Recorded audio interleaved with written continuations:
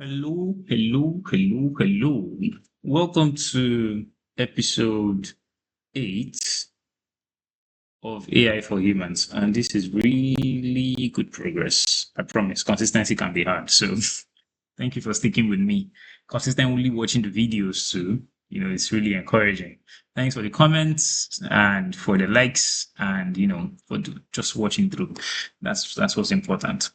This last week we were able to discuss no labels, where we talked about unsupervised learning, and we said many times you could give machines the answers and they would be able to denote the patterns. But what if there is no answer?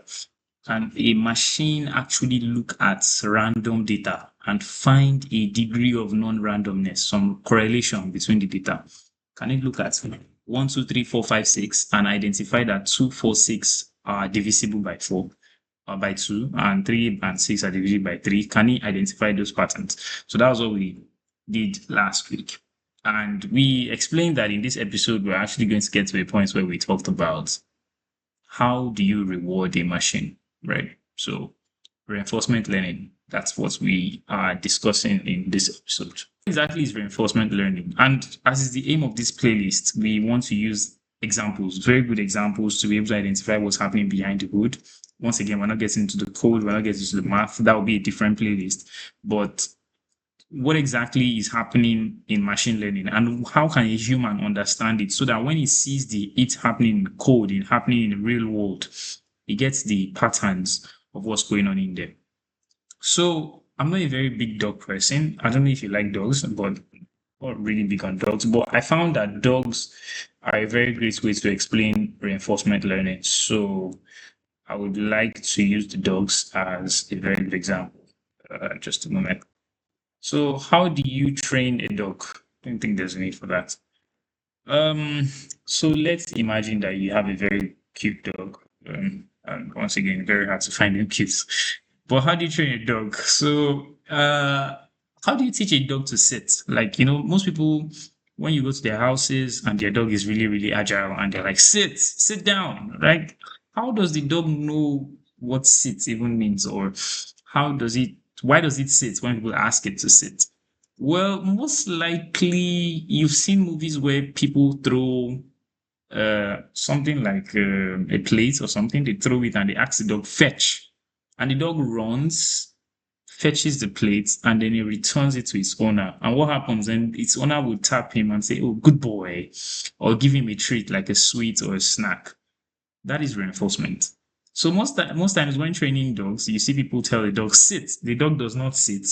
Then they call the dog bad dog. The dog sees that their facial expression is not so good. But when it sits and you smile and you give it a snack, then he knows that when my owner says sit and I sit, I'm a good boy. But when the owner says sit and I don't sit, maybe I still stand, that is bad boy. All right, simple training. Yeah, that's what happens. So good behavior, you get a reward. Bad behavior, you don't get anything, or you even get a spank. If you do this 1 million times, what am I saying? If you do it 1,000 times with a dog, eventually you figure it out and you realize that the dog actually knows when to sit. He has learned. He have reinforced it, the idea in his mind. See, this is reinforcement learning, and this is the most powerful form of AI training today, right? It's the same principle you apply with a puppy. It's the same principle that you apply in life. Now, let's think of a very clearer example, because the dog might seem so simple and you'd be like, is that how machines actually work? Well, let's do this. Imagine you give a child, many people have this PS5 console. I don't play games, but most people have it. So let's say you give a child a pad, right? And you say, okay, come and play PS5. And now I remember clearly that one point in my life when I got very curious, still not good at games. The pad has, if I'm very not wrong, it has a box, it has X, and it has triangle. Yeah. I don't think I'm getting the arrangements correctly, but then whatever, believe what it is. So you give someone who has never played a game in their life, you give them FIFA. right? And you say play the game. And the aim of the person is to score a goal, right? So the person is giving the power, he's looking at 4 different letters, but he doesn't know. And I remember, again, I could be wrong or things could have been updated, that this box is what you use to play a shot, right? You could use to take a shot. This one was for a through pass. This is for a through pass. So this pass is like a very accurate pass. So that's the idea. O is for a long pass, if I'm not wrong. So let's just believe that I'm right here. O is for a long pass, and X, I think, is for a tackle. Once again, I am not wrong. I'm not sure, but I think this is how it works. I should have done some research before this, but okay, so the way it works is, imagine you give someone this pad and you're like, play, but the person does not have the tags, he does not have tackle, he does not have shots, he does not know all of this. He only has 4 different letters in front of him.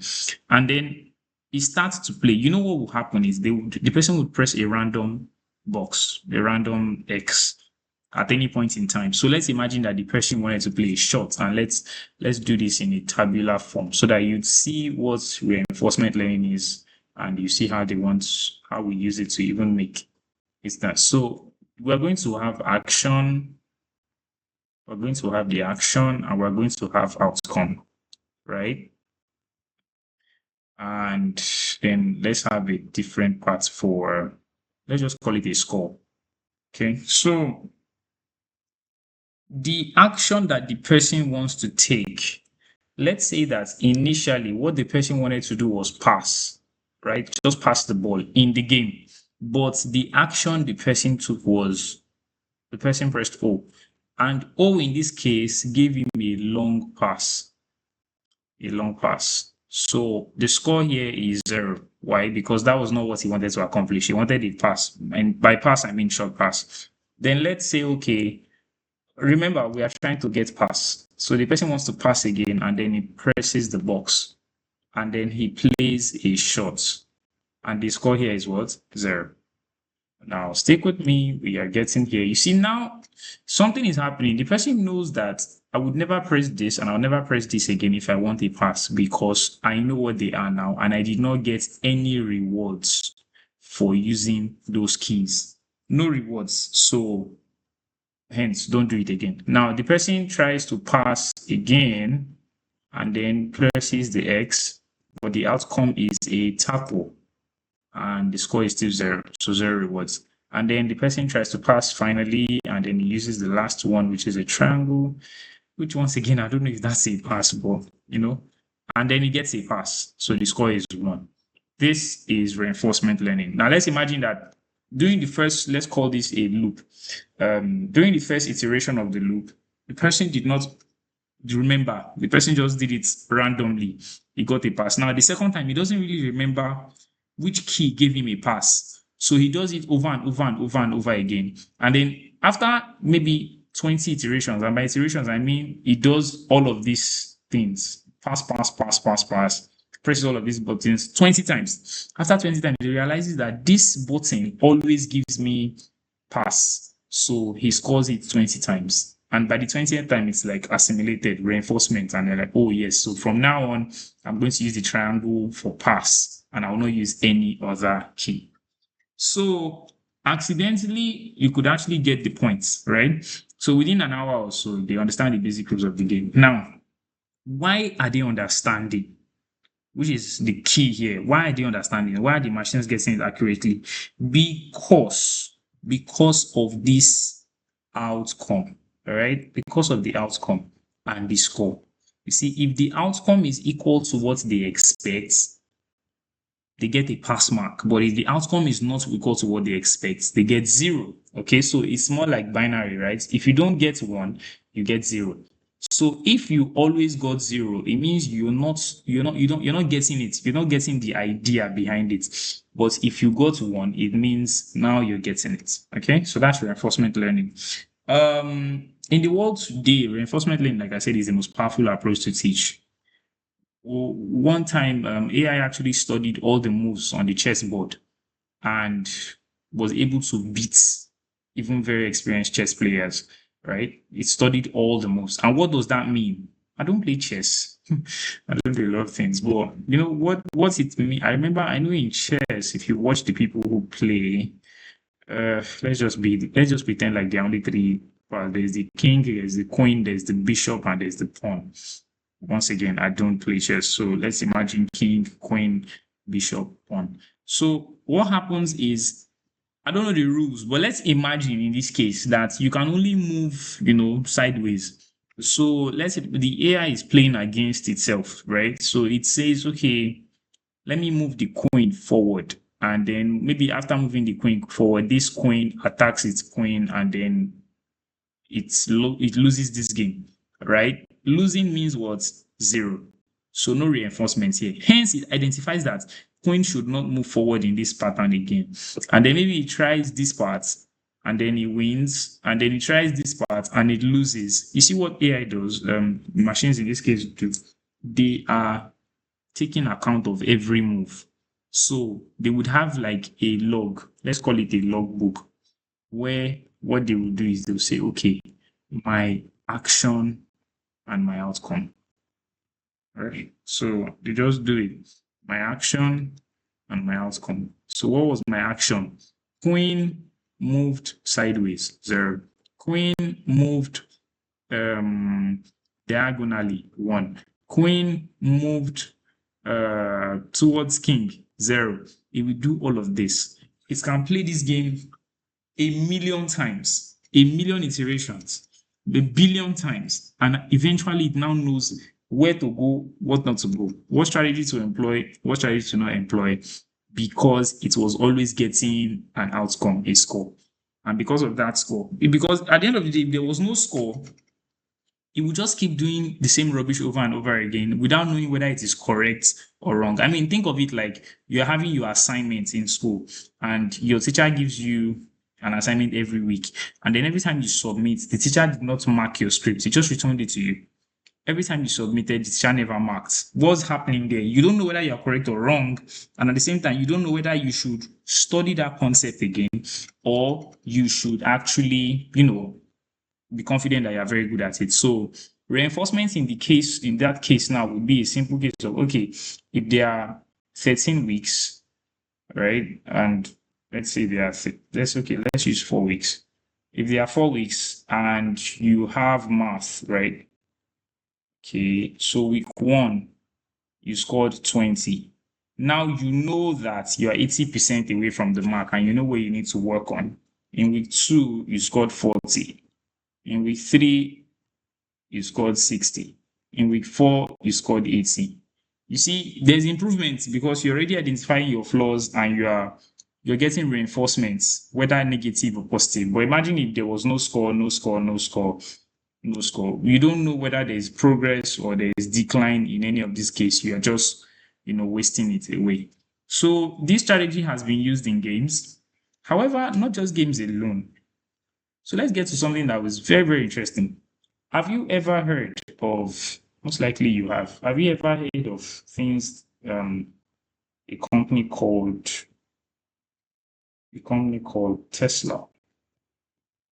Most likely you have. If you haven't, you must have heard about Elon Musk. He owns the company like Twitter and every X and every other company. Now, reinforcement learning is actually a way Tesla, which owns self-driving cars. So what you might know about Tesla is that the car operates on batteries, true, but also the cars are designed to drive themselves. They don't need drivers, right? So now, how do you train a car that can drive itself to actually not make mistakes? It's, you see, training, and that's reinforcement. So let's imagine that we want to train a Tesla to, and again, this is not how it works in real life. Okay, I'm just giving you intuition. Okay, so imagine you want to train a Tesla car to park. You want to train the car to park, and this is the parking space, and this is the car. Whatever. Absolutely not what a Cybertruck looks like, but you get the idea. Now, we want this car to park here, right? This is the expected result, that this car would park here. If for some reason the car drives in, but parks in the middle of these two lanes, instead of parking directly on one, we tell the car that it did not park well. Hence, the outcome is a what? 0 for trial 1. And so it will do this again and again and again until it realizes and it parks properly. And when it parks properly, we give it a score of 1.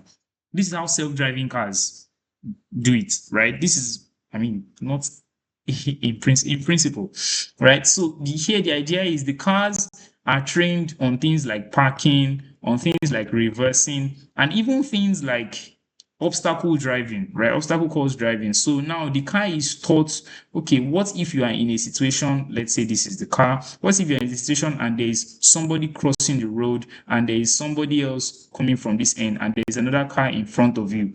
If the car makes the move when this person is crossing and it still moves forward, hits the person, it gets a score of 0.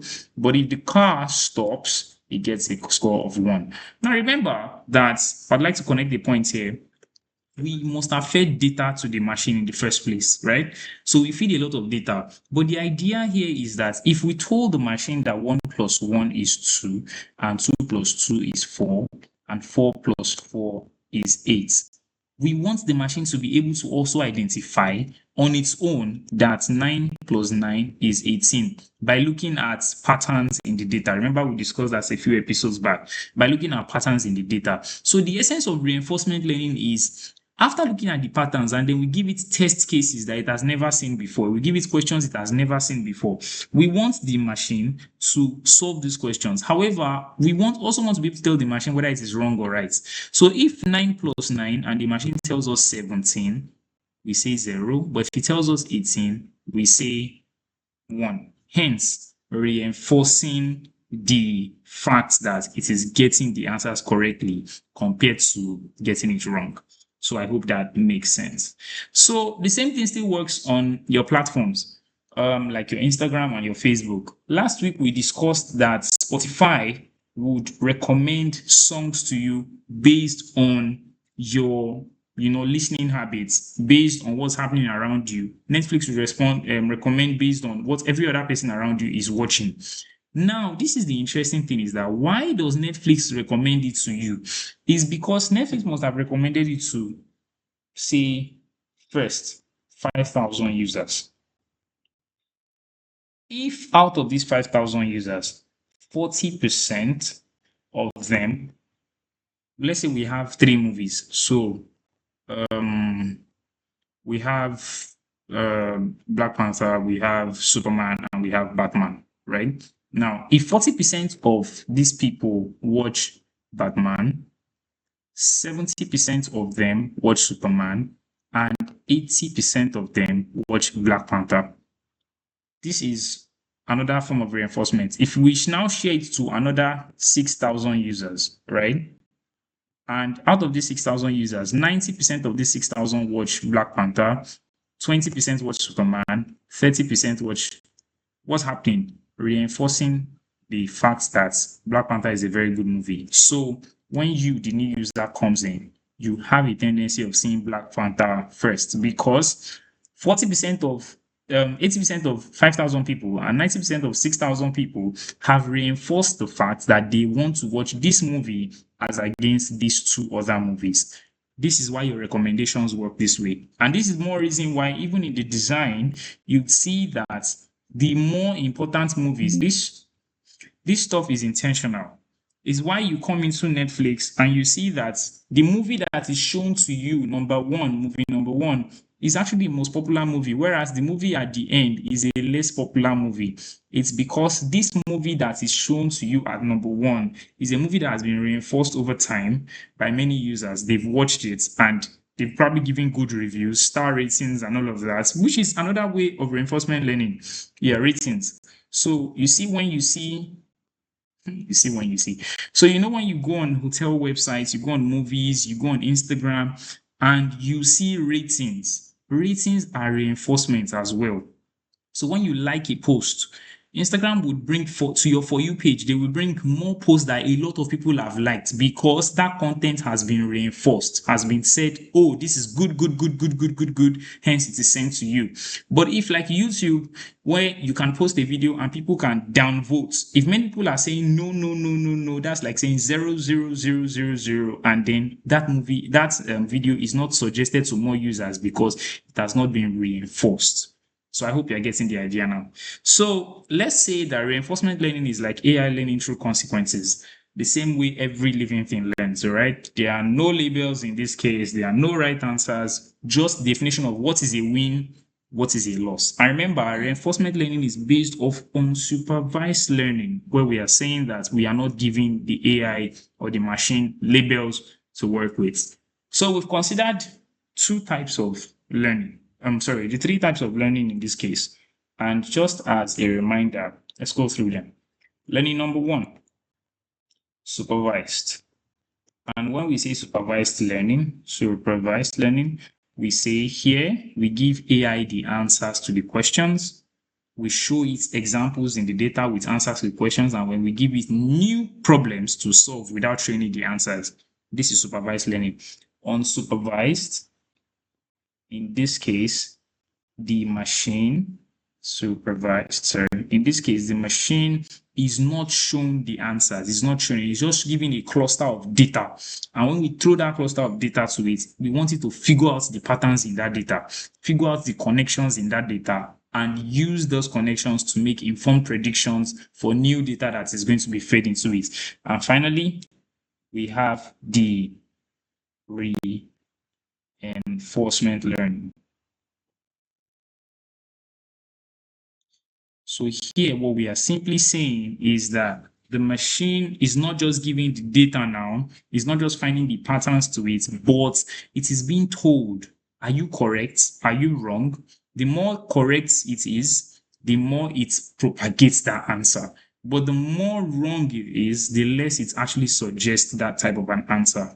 So I hope we've been able to identify the three methods of learning that exist in artificially intelligent systems. Next episode, we're now going to look at the machine. We'll be mentioning the word machine a lot, right? What exactly is the machine? What exactly is inside the machine? How does it work? Deep. Once again, very good examples. No code, no math. How does the machine work? And we're going to talk about neural networks. And the answer to that is going to surprise you. So I'm going to see you on episode 9.